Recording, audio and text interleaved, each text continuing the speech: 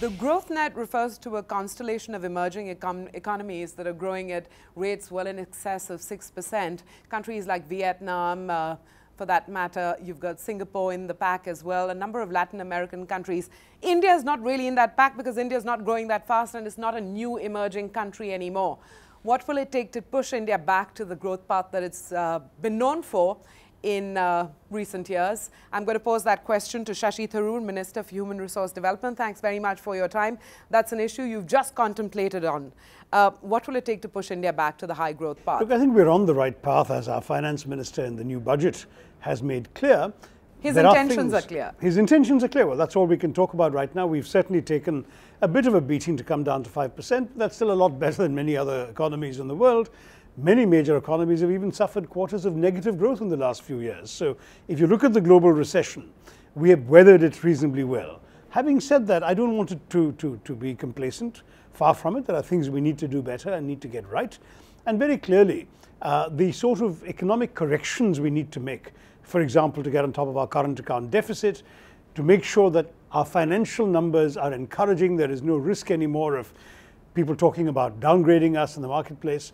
All of this is the path on which we're embarked right now, where I believe the steps taken by the finance minister in the budget and the signals sent out by the government are reassuring investors and ratings agencies. Once we do that, there are lots of other things we have to do. At the risk of sounding very banal or simple, I would say that we as a government need to get both the hardware and the software of development right. We need to do a lot of the infrastructural work, roads, ports, airports, railways, power stations, and we need to get the human capacity building right. We need to improve our education and training, I want to stop you right sanitation, healthcare. So it's that mixture of challenges where we believe we are embarked on the right course of action. Okay, the clock is ticking. You've got, a year before elections, but human resource development, capacity building, that is a concern which constrains India and many of the new emerging countries that we're talking about at the growth net.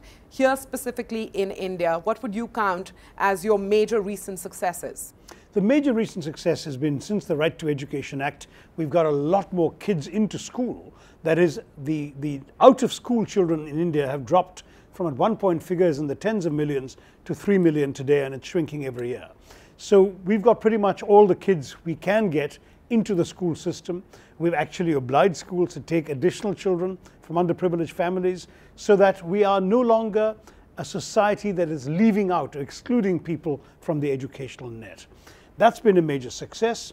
Our midday meal programs and other incentive programs are keeping kids in school, but we could do better. We'd like to retain more of them right all the way through at least class 10. And focus on the quality of their learning. And focus next on the quality. You see, there are 4 magic keys to what we're trying to do. Expansion, which we needed to because we started off with just 17% literacy when we became independent. We've now taken it up to 74%. We have to keep climbing.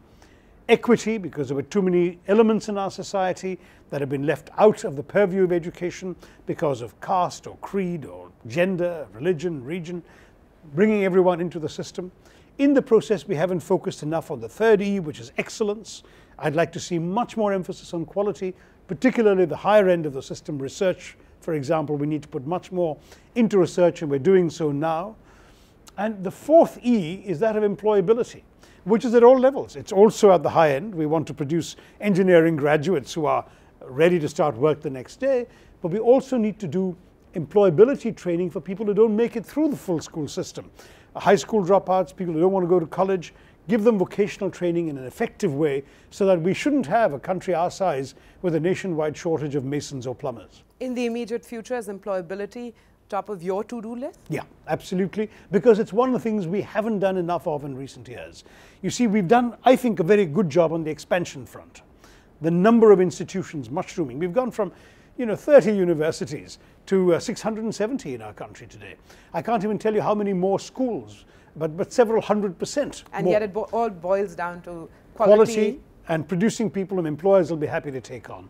That's essential, and that's where we are heading for right now. Well, thank you very much for your time. Thanks, man.